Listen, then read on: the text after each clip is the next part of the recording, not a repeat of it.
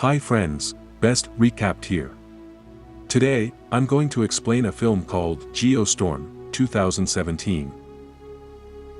In the year 2024, global warming had become so bad, catastrophic weather was plaguing the world. The nations of the world came together to create a solution, a weather controlling system nicknamed Dutch Boy. It deploys satellites around the world and succeeds in containing a potentially devastating hurricane over Shanghai and manages to keep climate stabilized all across the globe. Jake Lawson, the main architect for Dutch Boy, is brought to testify before a court. Senator Thomas Cross is particularly displeased that Jake went ahead and started Dutch Boy without his own approval. Jake fails to make a compelling argument for his case, choosing instead to just argue with the senators, justifying that Dutch Boy has proven to be a success. Jake's brother Max tries to shut him up, but to no avail. After the meeting is adjourned, Max tells Jake that he has been chosen to take Jake's job, and he regrettably fires his brother. 3 years later, a team of soldiers move through Afghanistan. They come across a village that appears to have been frozen over, covered in ice and snow. The soldiers find the villagers standing frozen in place. Up on the International Climate Space Station, an engineer, Mahmoud, gathers log data from the Afghanistan incident in secret. He moves through the station when the windows start to blow out, causing Mahmoud to get sucked out into space. President Andrew Palma is alerted to the incidents and he calls for a meeting among his cabinet. They determine that there must have been a glitch in one of the satellites over Afghanistan. Palma proposes to send one person up to the ICSS to fix the situation. Secretary of State Leonard Deckham talks to Max and suggests that he get Jake to go up there since he knows Dutch Boy better than anyone involved, but Max thinks it wouldn't help to ask Jake. Max drives up to Jake's home in Florida where he meets Jake's daughter Hannah. Jake appears none too pleased to see Max, but Max pleads with his brother to help him investigate the Afghanistan incident, knowing that many lives could potentially be at risk. We move to Hong Kong where a heatwave has passed over the city. A man named Cheng Long, who heads Dutch Boy's Hong Kong department, is leaving a grocery store when he drops his carton of eggs. To his surprise, the eggs start frying on the street. Suddenly, the ground rumbles before gas mains start to burst underground and explode. Cheng races across the city as more mains start to blow, causing an earthquake that destroys part of the city. Cheng makes it to the middle of a bridge as he and other citizens look upon what remains of the city. Jake agrees to go up to the ICSS, even though he knows he will leave Hannah behind. She tearfully says farewell to him before staying with her mother. When Jake reaches the ICSS, he meets Ute Fassbinder, the station's commander, plus her crew, Duncan Taylor, Ray Dasset, Eni Adissa, and Al Hernandez. Together, they look into Hong Kong's satellite, but the robot arm holding it goes haywire, nearly killing everyone until it crashes, leaving the satellite destroyed with no data to work with. In Tokyo, an enormous hailstorm hits, bringing down hail big enough to destroy a bus. From Hong Kong, Cheng contacts Max after finding out he cannot log in to access their satellite. Cheng warns Max that if this pattern of weather continues, a geostorm will occur, in which disastrous weather will strike all over the globe at once. Cheng escapes his office when he finds that mercenaries, led by a man named Rico, are about to raid the place. Max then turns to Dana, a cybersecurity hacker. She finds that Max cannot gain access to the satellite as well, meaning that the whole system has been hacked by someone else.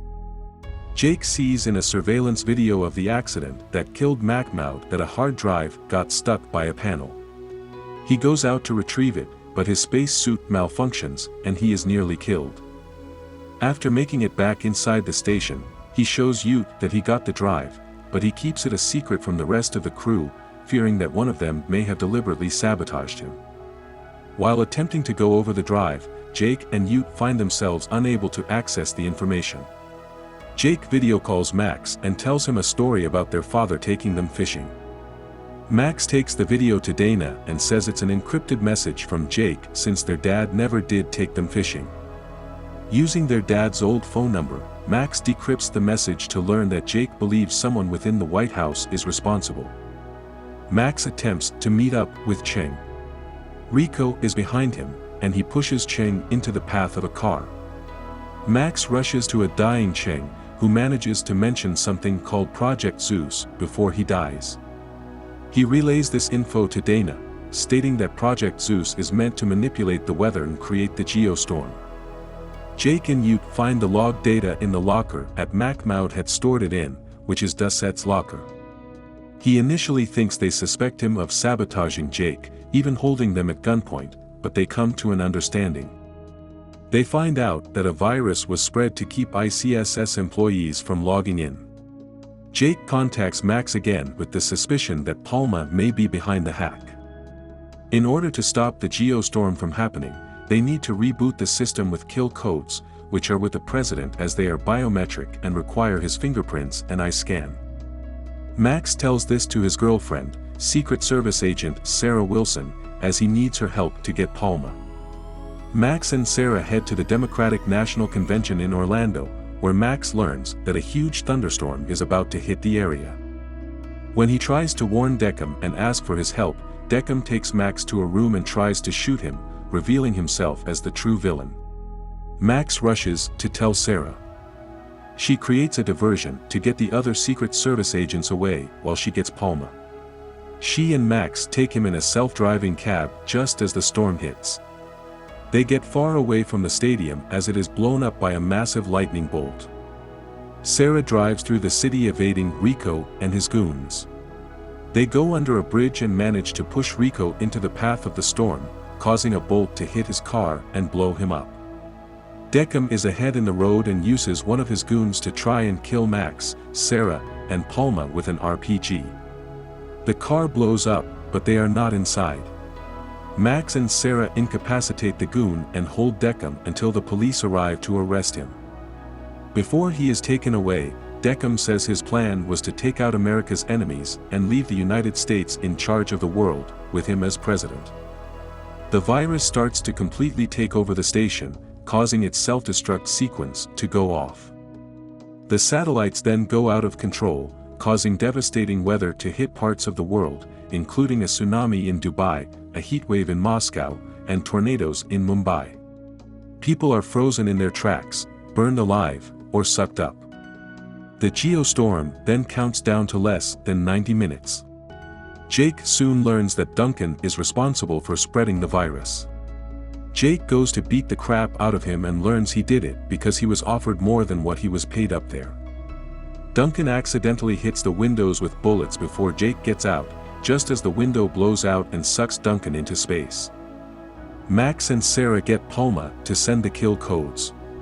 Jake contacts Max and says the kill codes will only stop the geostorm but not the self-destruct sequence.